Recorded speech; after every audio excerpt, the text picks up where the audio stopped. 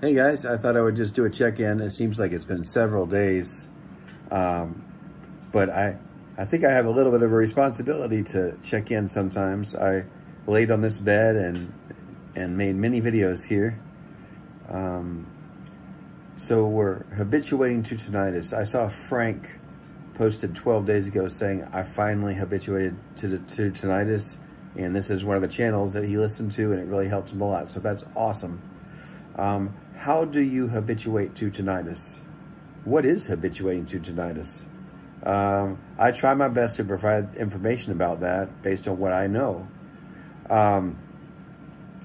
So habituating to tinnitus is getting where you're not thinking about it. Because what happens to so many people is it torments you. You can't sleep, and you're anxious all the time, and you're always thinking about it. And when you get to the point where you're not thinking about it so much, it's kind of like it's not there. Like right now, I have a sound in my room, and it really does help mask the noise. But it's pretty common for me now even to be in a quiet room. It's there, but it's just not in my mind. And I'm able to focus on other things and easily. So that's, to me, what habituation is. But how do you do it? So if you're in the beginning stages, the problem is you're so tormented by it, your brain is even releasing chemistry into your body where, you have this conscious brain and subconscious brain. This subconscious brain actually produces chemistry that makes you anxious. So that's kind of a tough one to get past because you're always anxious all the time. So how do we deal with that? Well, a large part of the reason that our subconscious brain emits this chemistry that makes us anxious and not be able to sleep and things like that is what our conscious thoughts have inside them. So it's important to start to get a little bit more of a hold of your conscious thoughts. Basically what you're thinking and saying all day. Because most likely you quickly learned to change your conscious thoughts to how terrible it is, how tormented by it is. So we have to kind of learn to start to flip that a little bit. And, maybe one day you'll be able to find a cure and all that kind of stuff. But first, let's get this under control a little bit so you can better handle things and move forward from there. So how do we do that? Well, we need to go to the doctor. If you haven't already been, have them check your ears, have them tell you. So I'm just trying to get more comfortable here.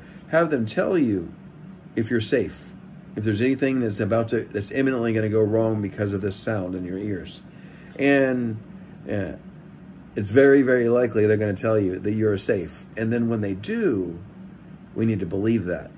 We need to believe that even though we have this sound, nothing is going to happen to us. We are very safe. It's important then to really understand that, say that, I'm safe. Nothing's going to happen to me because of this sound.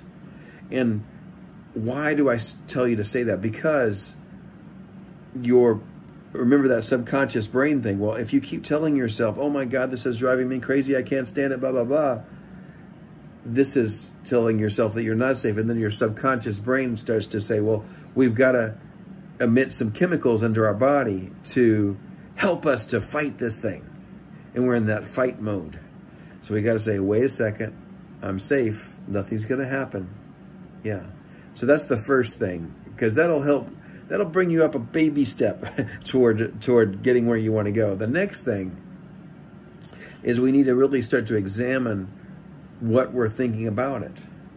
I want to inform you that so many people have gotten to a place like I am now where I just don't think about it anymore. You can do it too. It's very, very likely if you can just go through this process. And it does often take some time. So I'm sorry about that. I wish I could make it faster. Actually, I think some of these things I'm telling you will definitely make it faster. Where you get to a point where you're in just a better position to handle all this. So the next thing is you got to think about what you're saying about it. I had to learn to say, it doesn't bother me anymore. I'm okay. And I also had to learn to, when I started having these thoughts about how terrible it is, or, oh, the sound, I can't stop hearing it. I had to learn to direct my brain to other things. And I did a series of different activities. I played solitaire sometimes for an hour with the cards. I drew. I'm not a very good artist, but I learned to draw actually pretty good. But I followed some tutorials online where they taught me how to draw things. But what am I doing there? I'm diverting my attention away from thinking about the sound and drawing the darn drawing. I read books. I read about 3 or 4 Harry Potter books, and I would start reading. I would hear the sound. I definitely had some background noise. I forgot to mention, we want to have some sounds in the background that help you to mask the noise. Absolutely, do that a lot until find some sounds that are similar. I liked the sound of the shower running, but absolutely. But let me go back to Harry Potter. So I would read and I'd think about the sound, but then I would even read aloud the sentence, read blah, blah, blah, blah, blah, blah, blah. And I'm thinking about Harry Potter. I'm reading this book right now. I'm reading each word of every sentence and I'm saying that sentence.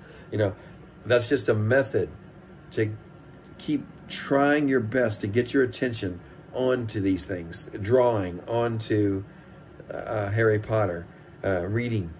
It could be, you could play some music and dance. You could do any number. Studying languages is a wonderful thing. Part of what we're doing is also, what happened when we got tinnitus is our brain got quickly rewired to, oh my God, we have to face this challenge. And we're in this fight or flight mode. So we have to start rewiring the brain. And language is kind of an interesting thing because you start getting this new vocabulary that you're thinking about, maybe even sentences that you can say.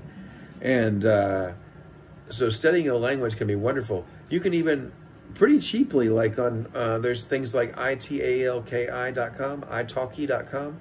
You can hire a teacher really cheap. Talk to them for an hour. I think you can find, some languages where it's only like $5, $6, $7, $8 an hour. Do that every day for a little while if you can afford it, or a couple times a week. And, that'll be your hour where you've got to focus on what that teacher's teaching you. And if not, study language on your own.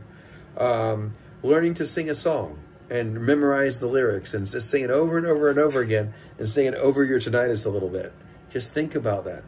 Okay, so diverting your attention is going to be a key strategy. So we talked about understanding it's safe, developing strategies to move your attention away from it. And then the next one, this is maybe the last one, is we want to be able to change what we say about it. I did something, you're going to think that it's a little bit weird that I did this, but I said, the tinnitus is a beautiful sound. It tells me that I'm safe. The tinnitus is a beautiful sound, and I enjoy hearing it. But what am I doing there? Why do I say that? I love my tinnitus because I have to train my subconscious brain, the one that releases all that shitty chemistry that makes me feel bad, and tell it everything's cool here.